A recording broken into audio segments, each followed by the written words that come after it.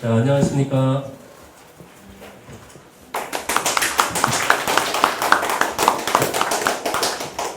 잠시 휴식을 취하셨는지 모르겠습니다.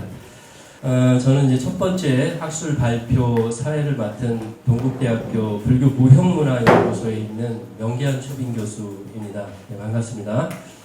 오늘 평택 역사문화로도 학술 발표에 참석하신 모든 분들께 감사를 드리고요. 바로 진행을 하겠습니다. 먼저 이제 전체 행사의 원활한 진행을 위해서 지금 좀 시간이 지나서 진행을 위한 발표 방식을 좀 간략히 말씀을 드리겠습니다. 전체 발표 시간은 두 분 40분 드리고요. 그러니까 발표자 한 분께 20분씩 발표 시간을 드리겠습니다. 그리고 발표 15분이 지나면 제가 목탁을 이렇게 쳐서 알려드리겠습니다. 그러면은 발표자께서는 5분 이내에 좀 마무리를 해주시면 감사하겠고요. 발표에 관련한 질문은 따로 받지 않고요. 종합 토론 시간에 지정된 분들이 이제 질문을 하시겠습니다. 그러니까 양해를 좀 부탁을 드리고요. 그러면 이제 시작을 하겠습니다. 첫 번째 발표는 이번 대회 대회장이시고요. 서강대학교 교수를 역임하셨습니다. 백승종 교수님을 모시고 발표를 듣겠는데요. 발표 제목은 역사문화도시 평택을 꿈꾸며 괴태곳 문화권역의 과거와 현재입니다. 박수로 청해 듣겠습니다.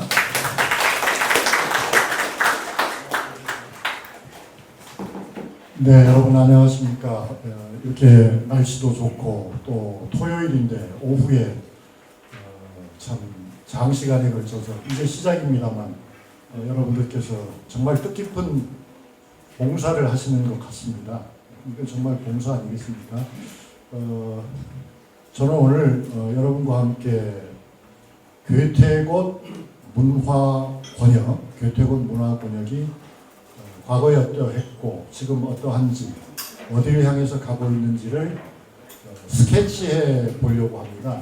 그래서 제가 다루는 내용들은 굉장히 분야가 넓습니다. 그래서 사실 한 분야에 대해서도 우리가 자세하게 말씀을 나눈다면 하루 종일 해야 되겠죠. 하루 종일 해도 아마 부족할 것입니다. 몇 년을 해야 되겠죠. 그런데 이제 그걸 앞으로 한 10분 동안에 말씀을 드리려고 합니다. 10분 동안 말씀드리려고 합니다.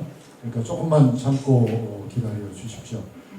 먼저 제가 이 자리에서 매우 강조하고 싶은 말씀은 이 괴태곳 문화권역에 관한 글은 제가 썼지만 그러나 이것은 결코 저 혼자 쓴 글이 아니라는 사실입니다. 이 글이 나오는 데까지는 2년의 시간이 있었고요. 그 시간 동안에 지금 이 자리에 계신 모든 분들이 사실은 함께 해주셨습니다. 그러니까 때로는 여러 봉수대를 같이 찾아가 주셨고 때로는 이함대 안으로 들어가서 봉수대를 또 함께 답사하셨고 또 때로는 저기 제주도에도 같이 가주셨고 울주에도 같이 가주셨고 그렇기 때문에 발제는 제가 하지만 실제로 이게 저 혼자 얻은 결실은 아니고 우리 모두가 함께 얻은 결과물이다 하는 말씀을 꼭 제가 드려야 될 것 같습니다. 그래서 이제 또 한 가지 제가 중요한 말씀을 드릴 것은 저는 본업이 직업이 역사가이지만은 그저 제 취미에 따라서 과거 일을 들추는 데에는 별로 관심이 없고요. 우리 공동체가 나아갈 길을 염두에 두고 과거를 여러분과 함께 공부하는 일에만 관심이 있다는 거죠. 그래서 오늘 이야기도 그렇게 얘기를 하려고 합니다. 그럼 이제 1부는 지나가고요. 2부에서 제가 세계를 향해 열린 창이라고 했는데 이 사진을 보면서 여러분 뭘 생각하십니까? 이게 바로 우리 평택항이죠. 그죠? 평택항입니다. 이게 이제 오늘 발제에서 어찌 보면 저로서는 제일 큰 의미가 있는 것인데요. 과거에 큰 대자 나루진자 대진이라고 하는 곳이 없었더라면 하필 원효대사께서 여기 오셨을 이유도 없고, 또 그 원효대사가 여기서 큰 깨달음을 얻지 않으셨다면 그 뒤에 해초 스님이 또 여기서 출발하실 이유도 없었다는 것이죠. 그래서 저는 그러면 자연이 모든 것을 결정하냐? 그건 아니죠. 자연이 모든 것을 결정하는 건 아니지만 그 자연의 중요성을 인식한 우리들 인간들이 그 자연 속에서 뭔가를 만들어갔다 하는 이야기를 하고 싶은 겁니다. 그래서 이제 그런 점에서 우리가 평택의 얘기를 해야 되는데, 이 대지는 세 마디만 하고 넘어가겠습니다. 하나는 아산만과 남양만 일대로 유입되는 모든 하천이 사실은 대지입니다. 그러니까 거기서 과거 대진이 평택항이다 당진항이다 싸우는 것은 무의미하다. 그것은 둘 다 당진항, 이건 평택항이건 다 그건 대진이다. 그리고 정말 중요한 것은 이 대진은 집산지였다는 사실입니다. 집산지. 그래서 모든 물자가 모이는 곳이었기 때문에 이 항구가 대단히 중요했고, 따라서 그 대진이 무슨 마모리에 있다, 신현리에 있다 이런 이야기도 사실은 무의미하다는 것입니다. 굉장히 넓은 범위에 걸쳐서 각 시대의 흐름에 따라서 중심이 바뀌긴 했지만 그것은 언제나 대진이었다. 이 지도에서 보시는 것처럼 굉장히 넓은 범위에 해당하는 아주 중요한 것이었기 때문에 제가 여기서 말씀드리고 싶은 것은 앞으로 우리가 평택강의 미래를 여러 가지 쪽에 과거의 그 대진의 전통을 염두에 두면서 개방적이고 국제적인 분위기를 조성해야 된다는 거죠. 교육과 문화의 인프라가 달라져야 된다. 또 역사 문화유산을 더욱더 적극적으로 복원하고 문화적 기반을 확충해야 된다는 거죠. 그 다음에 이제 다른 말씀은 적어두었으니까 읽어보시면 되고요. 그 다음에 이제 세 번째 그 불교 문화유산 얘기를 하면 다른 것보다 여기서는 제가 그 말씀만 드리고 싶습니다. 두 가지인데요. 하나는 우리 이 배태곶 봉수대 문화권역 안은 훌륭한 전통 사찰들이 많다는 것이죠. 우리 수도사도 그렇고 신복사도 그렇고 대표적이죠. 그게 이제 여러분이 다 아시지만 우리가 가슴에 깊이 새겨야 할 부분이고요. 또 하나 제가 여기서 특별히 강조하고 싶은 것은 이런 신복사나 수도사를 죽은 절로 생각하지 말라는 거죠. 과거에 갇힌 절로 두지 말고 여기에서 우리는 새로운 가능성을 또 찾아봐야 되겠다 하는 것입니다. 예를 들면 어떤 것이냐면은 신복사와 수도사를 연결하는 깨달음의 길을 세계적인 명품으로 좀 키울 생각은 없느냐. 그게 이제 우리에게 굉장히 중요한 하나의 도전이라고 보고요. 또 하나는 수도사가 중심이 되는 전통 사찰 음식을 잘 가꾸어서 세계 문화유산으로 키워볼 생각은 없느냐. 이런 것이 우리가 해야 할 일이다. 맨날 원효대사 해골물 마셨다고 물 마시면 그걸로 깨달음이 오는 건 아니잖아요. 마시지 말라는 뜻은 아닙니다. 그런 이제 우리에게는 충의의 전통도 있는데요. 이 충의의 전통은 아무리 강조해도 지나침이 없는데, 여기서 제가 드릴 말씀은 뭐냐면 제2함대 들어온 지 오래됐는데 우리 원정리 주민과 우리 평택 시민과 과연 상생을 도모하고 있느냐, 아니면 우리에게도 여전히 큰 부담이 되어 있느냐 하는 점을 우리는 되물어야 할 것 같습니다. 그래서 여기 함대사령관이 오셔야 되는데 안 오셨네요. 함대사령관과 함께 우리가 무릎을 마주 대고 앉아서 같이 살 길을 좀 찾아야 되겠다고 봅니다. 우리가 함께, 혼자 만든 건 아니죠. 모두가 함께 백서도 만들고 문제 해결을 위한 노력을 많이 하고 있는데요. 그런 부분에 대해서 우리가 좀 더 진지하게 이야기를 해야 될 것 같다 하는 것이고요. 그 다음에 이건 사실상 거의 끝으로 드리는 말씀인데, 자세한 얘기는 제가 구구절절 책자에 썼기 때문에 그걸 뭐 여기서 읽지는 않겠습니다. 그럼 여러분 이 좋은 날씨에 너무 고문이 되는 거니까요. 여기서 이제 마지막으로 제가 강조하고 싶은 것은 이 교태곶 문화권역에는 아주 옛날서부터 아주 중요한 국가의 기반 시설들이 있었다는 거죠. 그런 국가의 기반 시설들로는 예를 들면 옛날에는 염전이 있었고 목장이 있었고 좋은 창고가 있었고 이거 국가 기반 시설 아닙니까? 그것이 오늘날에는 이제 에너지 저장 시설이 되고 수소 생산 기지가 되고 물류 기지가 되는 거 아니에요. 이거는 하나의 흐름입니다. 결국 별개의 것이 아닙니다. 그럼 여기서 우리가 어떻게 할 것인가 하는 것이 문제인 거죠. 그래서 강조하고 싶은 것은 주민들에게 일방적인 희생을 강요해서는 안 된다는 거죠. 국가도 지자체도 그 누구도 함께 살아갈 길을 찾아 나가야 되겠는데 앞으로 저는 우리가 이 대진권을 중심으로 해서 메가시티 대진을 만들어야 되지 않겠나 합니다. 당진, 평택 다 합치는 거예요. 아산 합치는 거예요. 천안 합치는 거예요. 그래서 메가시티를 만들고 그때 이름은 치사하게 천안시가 아니고 대진시가 되는 거죠. 그렇게 가고 제가 이제 역사가로서 여러분과 함께 하고 싶은 얘기는 이야기가 끝이죠. 목장 박물관 또는 감목관 장안종 미술관도 한번 만들어 볼 만하다. 왜냐하면 물어보시면 제가 대답드리겠지만은 이 장안종이라고는 아주 특별한 인물이 이 호원리에서 감목관을 했어요.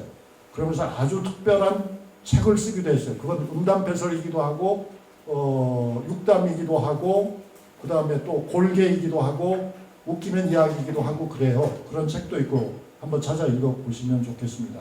그리고 이분이 또 어해도의 장인이에요. 물고기와 개를 그리는데 아주 챔피언이었어요. 그래서 이런 분들의 어떤 특별 전시회 같은 것도 우리가 했으면 좋겠어요. 그림 많이 남아 있습니다.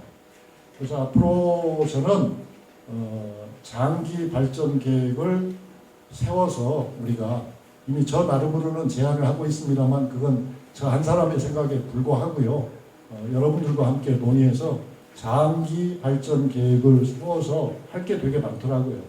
그래서 우리가 여기서 뭔가 미래 도시 대진의 가치도 찾고 우리 교태고 문화권역에 빛나는 역사 유산도 잘 보듬고 잘 가꾸어서 그야말로 품위도 있고 아름답고 자존감도 생기는 우리 평택만을 위한 그런 사업이 아니고 인류를 위한 그런 사업으로 우리가 키웠으면 좋겠다 하는 생각을 해봤습니다. 그런 의미에서 아까 제가 이 자리에 있으니까 특히 더 말씀을 드립니다만은 이 전통 사찰 요리 전시관도 만들어서 빨리 우리 정문 스님을 무형문화재로 지정을 해가지고 여기서 이런 우리나라의 전통 사찰 음식을 대대로 이어나가고 또 세계적인 문화유산으로 키우는 작업에 우리가 함께 나섰으면 좋겠다는 생각을 합니다. 이것으로 제 발제를 마칩니다. 감사합니다.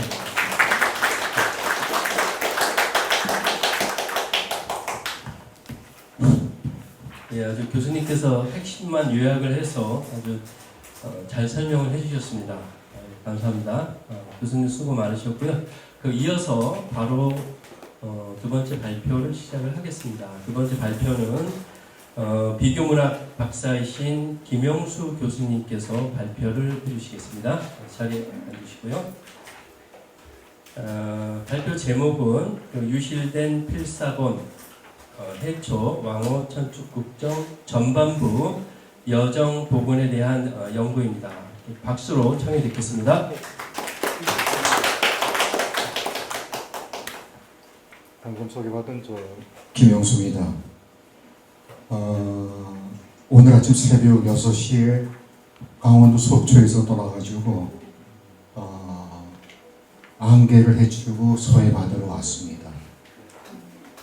와서 처음 들른 것이 수도사가 아니라 모래톱 공원에 있는 해초비를 물어 찾아가 봤습니다. 그 근처에 있는 사람들도 해초비가 어디에 있는지 잘 모르고 있더라고요. 그래서 해초비를 손으로 쓰다듬으면서 16살 해초와 10살 정문 스님을 오버랩해가지고 서해바다 건너 산동반도를 건너봤습니다. 여러분들이 힘을 합쳐서 그 해초비를 건립을 정성스럽게 했는데 아쉽게도 명문도 그렇고 명문 내용도 밑에 해초가 걸었던 고법의 기율을 나타낸 지도 또 오류가 상당히 많았습니다. 그래서 평택시에서 오신 분이 계신지 모르겠지만 하루라도 빨리 그 지도 고치는 건 돈이 얼마 안 들 겁니다. 그 다음에 하도 오래돼가지고 지도도 잘 안 보입니다. 그래서 이참에 제대로 해초의 길을 좀 제대로 밝혀가지고 제대로 된 지도를 거기에 전시하는 것이 후대인 특히 학생들한테 큰 도움이 되지 않을까 생각이 됩니다. 학생들한테 해초 그럼 자동적으로 왕호 천축국전이 튀어나오는 이 시점에서 그것은 아니라고 좀 생각이 됩니다. 제일 눈에 띄는 것이 해초가 한반도에서 중국으로 입당할 때 당나라 들어가는 겁니다. 그랬을 때 출발지가 그 지도상에는 흑산도로 되어 있습니다. 아마 지도를 그린 사람이 장보고의 청해진을 염두에 두고 흑산도를 명기한 것 같은데 장보고는 해초 한참 후의 인물입니다. 즉 해초가 대진에서 산동반도로 넘어갈 때에는 청해진이 없었습니다. 또 하나 흑산도에서 떠나가지고 중국 명주가 명기가 되는데 명주는 해초가 발걸음을 디딘 곳이 아닙니다. 명주 다음에 광주가 나오고 광주 다음에 저 동남아 항로가 나오고 말라카 해변 나오고 니코바르 안다만 제도가 나오고 그 다음에 구시나가라 동천축국이 나오는데 그런 지도도 상당히 잘못된 오류가 많이 눈에 보인 것이 좀 아쉽게 보였습니다. 방금 소개받은 김용수고요. 오늘 저희가 발제할 것은 유실된 필사본 해초 왕호천축국전 전반부의 복원에 대한 내용인데 그 내용은 자세하게 제가 그 글에 담아냈습니다. 이 복원하기 위해서 가탐의 광주 통해 이도 그 다음에 해림의 일체 경험이 등등을 참고를 해가지고 발제를 했습니다. 좀 앉아서 말씀을 드리겠습니다. 우선 저희가 양해 말씀을 구하고 싶은 것은 사회자께서 소개됐지만 제 전공은 비교문학입니다. 그러니까 사학이 아닙니다. 그 해초의 왕호천축국전을 접근함에 있어서 사학과의 그 전문적인 어떤 시각으로 접근하는 것이 아니라 문학과적인 어떤 감성으로 접근하는 부분이 좀 있지 않나 하는 그런 우려가 있습니다. 그 다음에 사학을 공부함에 있어서 어떤 체계적으로 공부한 것이 아니라 일단 어깨 너머로 배운 거기 때문에 그런 부분이 많이 미흡하다고 생각이 됩니다. 또 하나 공부 못한 사람이 글을 쓸 때 한자를 많이 섞습니다. 한자가 상당히 많이 나오는데 그 점을 좀 양해 좀 구하겠습니다. 그 다음에 한자를 제대로 썼으면 모르겠지만 오탈자가 상당히 많을 겁니다. 그 부분도 좀 양해 구하겠고요. 그러나 이 글을 씀에 있어서 가장 기본적인 마음은 100개의 추론, 100개의 당위성, 100개의 가능성을 갖고 한 개의 역사 사실이 규명될 수 있다면 얼마나 좋겠는가 어떤 그런 희망을 갖고 이 글을 쓰게 됐습니다. 또 하나 아쉬운 것은 1993년 한 27년 됐죠. 그때 처음으로 해초의 왕호천축국전에 대해서 논문을 쓴 적 이후에 오늘 현재까지 잊어버린 필사본 왕호천축국전의 전반부, 즉 중국 광주에서 나형국까지의 여정을 복원을 해보겠다는 한국의 학자들이 학계, 교수님 포함해가지고 등등등 한 사람도 없었습니다. 이것은 정말 부끄러운 일입니다. 부끄러운 일이고 더 잘 아시겠지만은 해초가 사전에 양해를 구하겠습니다. 오늘 제가 말씀드리는 여러 그 임명 중에 대사님이 나오고 교수분이 나오는데 존칭을 생략하겠습니다.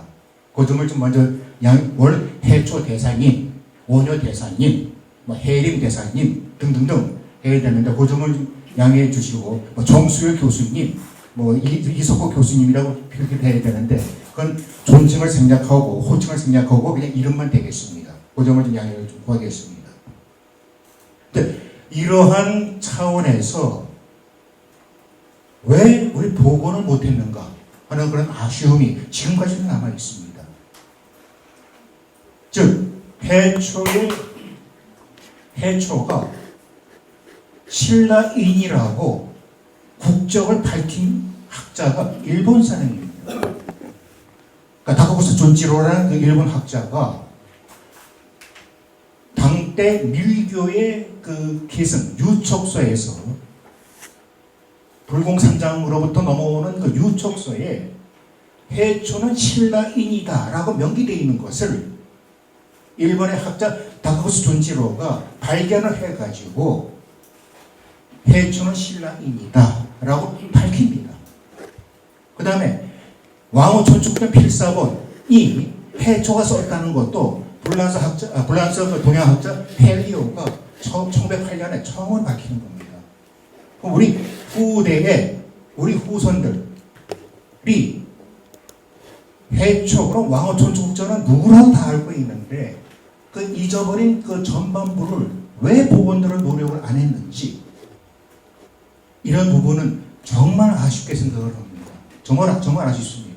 그래서 지금은 늦지 않은 이 상태에서 나중에 결론으로 말씀을 드리겠지만은 이 수도사의 정문 스님과 우리 대승경 교수님이 좀 중심이 돼가지고 이 수도사가 해초학이라는 새로운 학문, 즉 세계적으로 돈황학이라는 게 있습니다. 즉 필사본 왕호천축에 발견된 천불동 막고굴에서 튀어나온 그 역사서 내지는 불경 서적을 연구하는 학문 돈황학이 있는데 마찬가지로 수도사의 정문 스님과 백승 교수님이 정말 속된 말로 총대를 메고 해초학이라는 이런 새로운 학문을 좀 토대를 잡아서 이끌어 나가면은 얼마나 좋겠는가 하는 그런 생각을 아주 간절하게 하고 있습니다. 그 다음에 두 소식 막 말씀을 드리는데 또 하나 해초가 지금 우리가 알고 있는 해초의 왕호천축국전은 해초가 쓴 게 아닙니다. 많은 사람들이 해초가 썼다고 생각들을 하는데 원전은 현재 발견이 되고 있지 않습니다. 해초의 왕호천축국전은 현재 오늘날까지 발견이 안 되고 있습니다. 일설에는 그게 한 9세기경 해초는 8세기경 사람입니다. 9세기경 당나라의 어떤 사람이 해초의 왕호천축전을 원전을 보고 필사를 한 필사본이 남아있는 것이 지금 불란서 파리 국민도서관에 보관이 되어 있는 겁니다. 그건 해초가 쓴 게 아닙니다. 그 다음에 그것도 아쉽게도 필사본의 전반부는 현재 유실되어 있는 상태입니다. 유실. 그래서 유실이 어디냐? 중국 광주에서 나형구까지의 여정이 사라졌습니다. 사라져가지고 남아있는 것은 나형국부터 5천주 국가 32개의 국가를 순방한 다음에 당나라 안서도호부가 설치되어 있는 후차에 도착할 때까지 여정이 남아있는 것이 현재 필사본의 왕호천축전입니다. 그래서 우리들의 저를 포함해가지고 정말 해야 될 일은 한국에서 대진입니다. 평택입니다. 대진에서 중국 산동반도까지 산동반도에서 그 중국에서 어떤 행적을 했는지는 밝혀지진 않습니다. 밝혀진 것은 3년 후 중국 광주에서 중천축국 밀교성 금강지와 그다음에 불공삼장을 만나가지고 해초가 밀교순과 접촉이 이루어집니다. 그래서 그들의 권유를 받고 광주에서 배를 타고 오천추국을 구업 여행을 떠나는 것이 왕오천추국전의 기록입니다. 그래서 이러한 그 사라진 부분도 우리들은 빨리 복원을 해야 되는 그런 정말 절박한 제 입장에서는 그러한 그 심정으로 이렇게 좀 말씀을 드리고 있습니다. 그 다음에 이번에 이 논문을 좀 준비를 하면서 몇 가지 좀 개인적으로 소득은 아까 속초에서 출발을 했다고 말씀을 드렸는데 바로 추석 때입니다. 추석날입니다. 추석날 이 논문을 준비를 하다가 당나라 성녀 해림, 이 해림이 일체 경음이, 여기 이제 스님들도 많이 계시지만 일체 경음이라는 건 당시에 일단 불경의 모든 어귀를 어려운 자를 다 발췌해내가지고 주석을 한 겁니다. 일체 경음이니까. 그 일체 경음이 맨 마지막 백부 맨 마지막에 해초의 왕오천추국장이 칠려 있습니다. 그리고 상중하로, 그러니까 해림이 정말 좋은 일을 했습니다. 근데 이 중국 광주에서 나형국까지의 여정을 객관적으로 밝힐 수 있는 가장 키워드는 해림의 일체 경리, 이겁니다. 이거 이외에는 현재 복원할 수 있는 객관적으로 있는 자료는 아무것도 없습니다. 뒤집어 말하면 해초의 본명도 모릅니다. 근데 해초가 신라 어디서 태어난지도 모릅니다. 그 다음에 16살 때 이 대진에서 산동반도로 넘어갈 때 출가를 했는지 출가 이후인지 이전인도 아직 밝혀진 게 없습니다. 중국으로 넘어가서 출가를 했고 밀교성이 됐는지 또 아직은 퀘션 마크입니다. 그럼에도 불구하고 이 해림의 이 일체 경음이를 파고 들어가면은 해초의 전반부 이 여정은 밝혀지리라고 좀 보고 있고요. 아까 추석날을 말씀을 드렸는데 글을 쓰다 보니까 해림의 일체 경음이를 속된 말로 눈 까대주고 보다 보니까 해림의 오리가 나오더라고요. 무슨 얘기인가 하니 그 책에 그 도표가 39개 어휘 분석표가 있는데 제일 첫 번째 강멸이란 말이 나옵니다. 강멸. 그 어휘의 첫째 그 일체 경음이 39자 중에 첫 자가 강멸인데 해림은 어떻게 그걸 주석을 달았냐면은 곤륜국, 즉 남방, 이 동남아 지역 곤륜국의 불교를 믿고 있는 큰 나라고 옛날 이름은 임읍이다라고 언급을 해 있습니다. 주석을 달았습니다. 강멸에 대해서 임읍, 숲을 임자 고릅자 임읍. 근데 해림 무릎을 탁 쳤습니다. 해림이 어느 당나라 어느 절간에 앉아가지고 이건 잘못 주석을 달았다. 괴제를 불렀습니다. 그래서 그날 영랑화에 나가가지고 보름달 쳐다보고 웃었습니다. 해림도 틀리는구나. 즉 임읍은 우리가 잘 알고 있는 베트남입니다. 베트남이고 그 옛날 이름은 점성, 참파 또는 환왕국이라고도 표기를 하고 있습니다. 중국 사기에는. 지금 강멸은 뭐냐? 중국어로 끔이에, 즉 크메르입니다. 크메르. 지금 현재 크메르의 원류가 되는 것이 강멸이고 또는 한멸이라고도 길멸이라고도 표기를 합니다. 중국 사기에서는. 그것은 중국 이 표기로는 진랍입니다. 진랍. 첸랍. 영문 표현 첸랍이라고 그러죠. 육첸랍, 육진랍, 수진랍. 이 양분이 다 나중에 통일이 되지만. 그래서 원래 이 일체 경음에는 강멸, 옛날 이름은 진랍이라고 표기를 해줘야 됩니다. 해림이. 근데 임읍이라고 표기를 했더라고요. 그래서 괴제를 불렀습니다. 이거 하나 발견했구나. 그러니까 1300년 후에 어떤 한 녀석이 해림의 잘못을 탄한다라고 혼자 보름달, 추석달 쳐다보고 즐거워했습니다. 그게 하나 발견이 됐고요. 해림이는 지금까지 기존에 있는 여러 학설들도 여러 가지가 오류가 있는데 그것은 나중에 종합 토론 시간에 질문을 받으면 제가 대답을 하겠습니다. 근데 이번 이 논문에서 좀 강조한 것은 이 기존에서 아까 말씀을 드렸지만은 복원한 노력도 하나도 없었지만은 그게 아쉽고 지금 새로 시도한 것은 대진에서 산동반도까지 넘어갔던 그 가능성, 이게 동물도냐, 그러니까 대진 동물도냐 산동반도냐, 아니면 대진에서 산동반도로 다이렉트 넘어갔느냐. 근데 원효보다는 편안하게 넘어가지 않았겠는가 하는 생각입니다. 왜? 삼국 통일 이후에 해초는 움직이기 때문에, 입당을 했기 때문에 해초가 어디 당당 넘어가다 요동반도에서 고구려군한테 잡혀가지고 고초를 당한 그 과정은 이미 지난 이후 시기이기 때문에 편안하게 해초는 넘어가지 않았겠는가. 그래서 서해의 해류, 해풍 이것을 분명히 우리 연구를 해야 될 겁니다.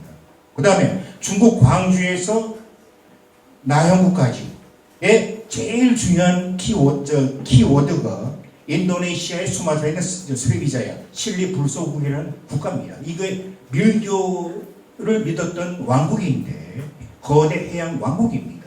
이 실리 불소국과 해초의 관계도 연구가 분명히 이루어져야 되고, 이 오늘 논문에 약간 언급은 제가 했습니다. 이런 부분. 그 다음에 나형국에서 쿠시나가라까지 동천축국까지 넘어갈 때에 인도양의 해류, 계절풍도 제가 언급을 했고요. 아마 최초가 되지 않을까 생각이 됩니다. 아까 이목을 제가 지적한 것도 우리나라 아마 학계에서 아마 최초라고 저는 보고 있습니다. 그래서 그런 부분. 그 다음에 의정, 대당국 고승절에 나오는 의정이 나형국을 들어갑니다. 근데 의정은 나인국이라고 표현을 했고 해초는 나형국이라고 표현을 했습니다. 즉 벌거벗은 사람들의 나라라는 뜻입니다. 나형국, 나인국.